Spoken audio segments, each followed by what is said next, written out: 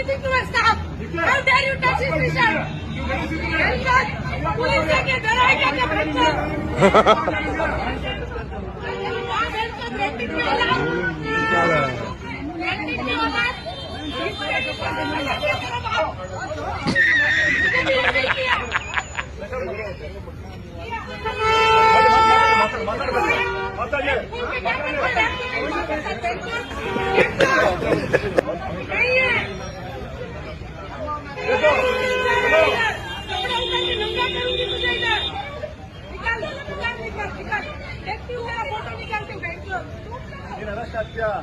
ಈ ತರ ಮಾತಾಡೋದು ತಪ್ಪ ಹೇಳ್ತೀನಿ.